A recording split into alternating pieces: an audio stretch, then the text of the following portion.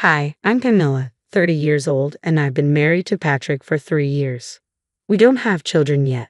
Our lives took a significant turn after the sudden passing of Patrick's father, Jesse. At the time, we were living in another state, and the news of Jesse's unexpected heart attack hit us hard.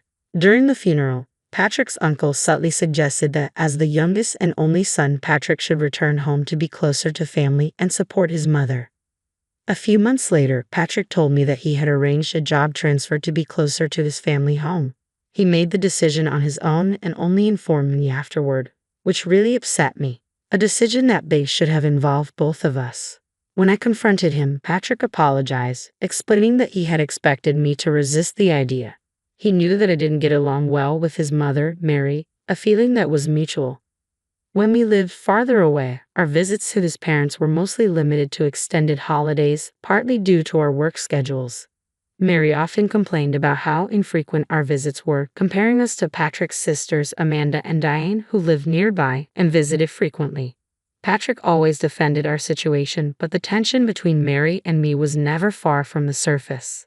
One of Mary's main issues with me was our lack of children. During a summer visit, she once openly questioned why we didn't have any yet, going so far as to compare me unfavorably to her daughters, who also didn't have kids. Her outdated views and intrusive comments about motherhood always grated on me. Still, when Mary's health began to decline, even Patrick grew more concerned, which played a big role in our recent decision to move closer to her.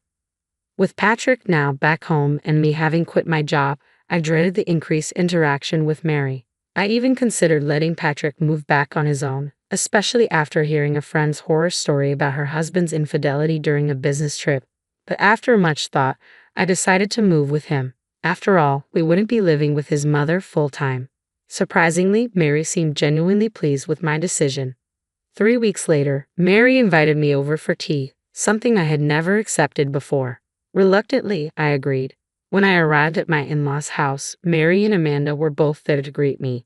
Amanda wasted no time with her snark. "Pamela, it's been so long. Why haven't you visited since moving here?" she asked, her tone dripping with sarcasm. Internally, I was already regretting coming. Mary, however, seemed oddly cheerful. "I was so happy when you decided to move closer," she said. "But it seems I was wrong. You don't like me, do you?" For a brief moment, I was tempted to confirm her suspicion just to see her reaction, but I held my tongue. "I don't dislike you, Mary," I said, forcing a polite smile. "I've just been feeling unwell, adjusting to the move. The new environment has been tiring," I explained, which was partly true. I'd been resting at home due to fatigue, and Patrick hadn't even mentioned this visit. Why was I here today, only to endure their harsh words? Mary quickly accused me of disliking her. But wasn't it the other way around? How were we supposed to get along under these conditions? Amanda cut in sharply. "How can you speak to your mother-in-law like that? Apologize to her. Say you're sorry." I braced myself for Mary's anger, but her response caught me off guard. "You're right," she said, her voice unexpectedly soft. "I have been mean. I'm sorry, Pamela. And I'm also sorry about the comments I made about children. I was being nosy." I was stunned. I had expected a lecture, perhaps some hidden sarcasm, but there was none. Even Amanda looked surprised. "All I ever wanted was to hold a grandchild," Mary confessed quietly. She went on to explain that Amanda's husband was infertile, and Diane seemed to be having fertility issues as well. So she had placed her hopes on Patrick and me. Even though I knew about Amanda and Diane's struggles, Patrick and I had our own conversations about children. We were considering it, but it wasn't a decision to be rushed. "Please just give us some time," I replied, bowing my head slightly. Despite everything, I still felt a sense of duty. "I'm sorry," I added, "but do visit us sometime." With that, the tension seemed to dissolve. Mary and Amanda resumed watching TV, sipping their tea as if nothing had happened. "I like this announcer," Mary remarked about a local TV personality. "She's so energetic and bright." Watching them together, I felt a pang of regret. Maybe if I had been more outgoing, things could have been different with Mary and her family. It was a fleeting, somewhat naive thought, but I was relieved to have expressed my feelings earlier. Maybe this could lead to a better relationship between us, I hoped. But that hope didn't last long. Later that evening, Patrick came home, visibly upset. "Mom told me you said you have no intention of getting along," he said, his voice laced with anger. She was crying, Pamela. What did you say to her? I was taken aback. Just a few hours ago, he had left with a smile, and now he was accusing me of something completely different. Patrick, there's been a misunderstanding. I began, trying to stay calm. I told her it's difficult for me to be friends with her given how things have been between us, but I never said I didn't want to get along. He didn't seem convinced. His earlier smile now felt like a distant memory, replaced by doubt. I felt a wave of fear. He fully believed Mary's twisted version of the story. I tried to explain further, but he wasn't listening. Then my phone buzzed with a message from Amanda. After all the effort of moving here, weren't you prepared to make it work? If you're here with us, you need to be a bit more patient. Patrick glanced at me, his expression mirroring Amanda's words. I suddenly felt very alone. I moved here because I wanted to be with Patrick, not to appease Mary and Amanda. I looked him in the eye and said, "It's clear that Mary and the others might never approve of me. Maybe you should consider someone she likes more." The word divorce slipped out before I could stop it, and for the first time, Patrick looked genuinely alarmed. "Wait, hold on. How did we jump to divorce?" he asked, bewildered by the sudden turn. "I just want you to get along better with my family." He couldn't seem to grasp that his family might never truly accept me, which left me feeling equally baffled. But Patrick seemed determined to resolve the misunderstanding. The next day, he came home late from work and told me about his conversation with his mother. She had admitted that there was a misunderstanding and even apologized. "What a fuss," Patrick said, as if it were all behind us. Then, as if on a completely different note, he mentioned that Mary's birthday was coming up. "How about we celebrate her birthday at a fancy restaurant?"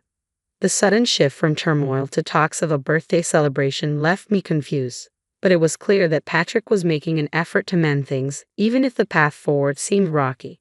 Patrick suggested that if we framed the birthday dinner as my idea, it might help shift Mary's perception of me in a positive direction. I was skeptical, given Mary's complex personality, but I agreed to make the reservation. I invited Amanda and the rest of the family, booking a table for 8. Patrick was on board, but as the day approached, an uneasy feeling grew inside me. Patrick had been distant lately, his responses to my attempts at conversation curt and indifferent. I felt more isolated with each passing day.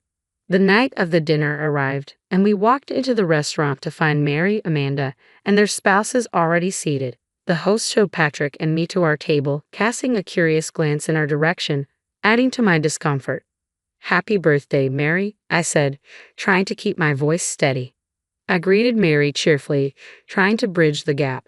However, she didn't even acknowledge me, instead turning to the others and thanking them for joining her celebration. It felt like a deliberate snub. Amanda glanced at me, her brow furrowed in confusion. "I thought today was a family gathering," she remarked, her brief, puzzled look leaving me uneasy. Diane, sensing the tension, glanced over with concern, making it clear that I was being deliberately excluded. Determined not to let it ruin my evening, I decided to quietly keep to myself and leave early. But just as I settled on this plan, a staff member approached our table with a slightly awkward expression. "I'm sorry, but the reservation was actually made for 7 people tonight," he informed us. Confused, I responded, "I distinctly remember reserving for 8. Could there be a mistake?" "No, it was definitely changed to 7, the staff member replied, recalling my original reservation. "But about a week ago, we received a call from a gentleman asking to reduce the number." Stunned, I turned to Patrick for an explanation. His response floored me. "Yes, service for 7 is fine. Everyone's here now," he stated plainly, confirming that he had made the change himself. In that moment, I felt a wave of betrayal and disbelief. Patrick's actions made it clear that despite his claims of wanting to smooth things over, his commitment was superficial at best. The realization that he had manipulated the situation without telling me cast a dark shadow over what was supposed to be a festive family gathering. I stood there, stunned. Patrick turned to me with a glare, and I braced myself. "I heard from Mom that you've been undermining our family, saying I don't earn enough, and that I'm insensitive. You had a lot to say, huh?" It turned out that a week ago, when Patrick contacted Mary about the dinner reservation, she had filled his ears with all sorts of falsehoods. Blinded by anger and believing her without question, he had called the restaurant, pretending to be me, and reduced the reservation from 8 to 7. Since the staff recognized the family name, they didn't question the change. I couldn't believe how easily Patrick had been misled. The realization hit hard. His loyalty had wavered, and it seemed like I was the only one trying to salvage something real in this tangled web of family drama. I questioned my presence there as frustration boiled over. When I confronted Patrick, demanding that he apologize to everyone and reflect on his actions, he did something unexpected. He insisted that I should apologize to my in-laws and go home alone to think things over. Naturally, I refused. I couldn't apologize for things I hadn't said, nor did I need a husband who took his mother's word over mine. Tears of frustration welled up in my eyes. Why had I even followed him here? Seeing my distress, Patrick began to panic, but it was too late. Mary, observing the scene, wore a smug smile, clearly pleased with the chaos she had stirred. I spoke coldly to Patrick. Next time, marry a younger, more docile daughter-in-law. Maybe then you'll have the children and happiness you want. Mary's response came sharp and cutting.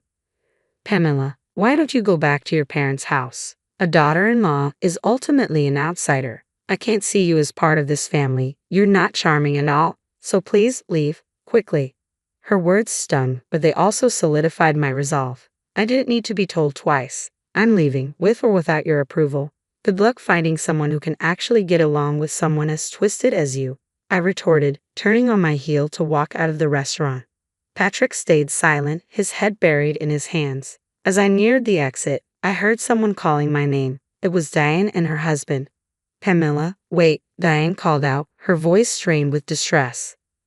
I can't stand it anymore. Mom and Amanda, they haven't changed at all. I knew the gossip about you was false. Her words, a rare acknowledgement of truth amidst all the chaos, gave me a flicker of solace. Diane continued, making it clear that she was ready to cut ties with the toxic environment. It was a small gesture of solidarity, but in that moment, it was something I desperately needed. As I stood there, processing her words, my phone buzzed. Mary's name flashed on the screen, and I sighed. What now? But before I could answer, Patrick's name appeared instead. Muttering under my breath, I glanced at Diane and her husband, who exchanged knowing looks. Pamela, you might want to go back to the restaurant, Diane said, her eyes glinting with something I couldn't quite place. You might see something interesting.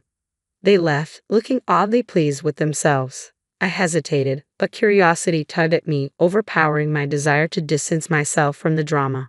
Reluctantly, I turned back toward the restaurant, wondering what twist lay ahead. When I finally answered Patrick's frantic call, his voice was laced with panic. Pamela, I'm sorry. I didn't realize it was all a lie. I'll send the divorce papers later, he blurted out, but then quickly added, almost pleading, wait, can't you come back? Please, it's a lifetime request. His almost childish plea might have made me laugh if not for Diane's cryptic hint lingering in my mind. Against my better judgment, I decided to return to the restaurant. When I arrived, I was met with an unexpected scene. A crowd had gathered around Patrick's table where a local TV announcer, Mary's favorite, was speaking into a microphone. The atmosphere crackled with tension. Mary was stumbling over her words, clearly flustered as she tried to explain herself. No, that's not it. It's a misunderstanding, she stammered. Patrick and Amanda sat awkwardly, looking completely unprepared for the spectacle unfolding before them. The announcer, relentless, pressed Mary further. You loudly declared that Pamela is an outsider and should leave. Could you explain what you meant by that, in detail? Meanwhile, Diane's husband, along with others who had been offended earlier, had quietly slipped away from the scene. I stood there, dumbfounded, as I pieced together that this had somehow turned into a public spectacle, and judging by the cameras, it was possibly being broadcasted live. A staff member approached, noticing my confusion. It's been quite a day, hasn't it? They remarked, explaining that a TV recording had been scheduled at the restaurant that day, which explained the unexpected media presence. The entire family drama had accidentally played out on live television, exposing everything to the public in stark, unfiltered detail. I stood there, processing the whirlwind of events, feeling a strange mix of disbelief and vindication. This bizarre turn of events had unfolded in such a way that the truth was now out for everyone to see. The private dining area hadn't been as secluded as they thought, and conversations had been easily overheard. Just as I was about to step outside for air, a famous TV announcer approached Mary, beaming. Mary, would you be willing to do an interview? He asked cheerfully. Mary, always an avid fan of the media, lit up with excitement. An interview. Absolutely, she exclaimed, eager to soak in the attention. The announcer smiled. We're talking about mother-in-law and daughter-in-law relationships today. We heard there was a bit of a heated argument earlier, and the daughter-in-law left in tears. Can you tell us what happened? Mary's face went pale at the unexpected question. Amanda's expression mirrored her mother's as they both struggled to come up with a response. Their manipulation and scheming had now been laid bare, and they were cornered into explaining the truth. Just then, from across the room, Patrick spotted me. He looked desperate, his eyes pleading. "Pamela, please," he called out. But by now, his words were nothing more than noise against the backdrop of the chaos that had unfolded. "I can't let this shame be known. It was all a misunderstanding," Patrick implored, looking utterly defeated. But by then, any feelings I had for him had evaporated. Mary, attempting to smooth things over, forced a strange smile. "Oh, we usually call each other Pamela," she said, trying to paint a picture of familiarity. "Pamela, come over here," she beckoned, her voice unnervingly sweet. As I approached, the announcer directed the microphone toward me. "You say you call each other Pamela, but how does the daughter-in-law truly view her mother-in-law?" they asked. Calmly, I responded, "I've never been called that." I paused. "I have, however, been called unpatriotic for not having children. Multiple times. Patrick and I haven't felt ready or confident enough to start a family. We haven't even tried in over 2 years, and I've been repeatedly told that's grounds for divorce." I continued, sharing how Patrick had initially supported me when I first felt ill and had to take a leave from work. I appreciated his kindness and followed him here, thinking a change of environment might help. But this, I said, gesturing to the scene around me, is the result. By then, my tears had dried up, leaving only detachment. Seeing Mary and Amanda squirm with embarrassment brought a small flicker of satisfaction. As I stood there, fully aware this could all be broadcast nationwide, I couldn't help but reflect on the surreal nature of the day. Watching Mary's distressed expression when I mentioned the broadcast made me smile. "Well, since I'm considered an outsider, I suppose I should leave. Goodbye," I said, savoring the moment as I turned to exit the restaurant. I ignored the shouts and commotion that followed, feeling a wave of relief as I walked away. The day had been long and fraught with emotion, but in that final moment, I felt a profound release. Walking away from that chaotic scene, a mix of relief and satisfaction settled in. Although Mary and her family managed to prevent the footage from airing, the incident caused a local stir, becoming a hot topic among relatives and acquaintances. The gossip spread quickly, fueling endless speculation. I returned home, packed my belongings, and moved back to my parents' house. I sent Patrick the divorce papers, but his response was delayed, prompting me to consider involving a lawyer. To my surprise, Patrick soon appeared at my parents' doorstep. My father, Peter, usually a composed and calm man, took charge of the situation with a firm hand. Patrick, clearly remorseful, offered a heartfelt apology. He claimed he would sever ties with his family and promised to trust only me going forward. But his words felt hollow, too little, too late. Visibly upset by the years of distress Patrick had caused, my father didn't mince words. "Why didn't you realize this sooner? What have you put Pamela through all these years? Just sign the divorce papers and leave," he instructed sternly. With regret etched across his face, Patrick handed over the papers. His handwriting was shaky, barely legible. Despite the difficulty, the divorce was processed smoothly. It later emerged that Amanda had been the true cause of her infertility, a fact she had wrongly blamed on her husband. Now on the brink of her own divorce, she no longer visited her in-laws. Patrick returned to live with his mother, Mary, in their small hometown, likely facing the weight of uncomfortable rumors. But that chapter of my life was closed. In the months that followed, life took a more positive turn. I reconnected with a classmate from my hometown, and we eventually married. Our relationship is filled with joy, and we soon welcomed a child. We now have a 2-year-old daughter, and I am expecting our second child. My new mother-in-law is a blessing, supportive, kind, and everything Mary was not. Life is unpredictable, but in this moment, I am living a fulfilling and happy life surrounded by the love and support I once thought was out of reach.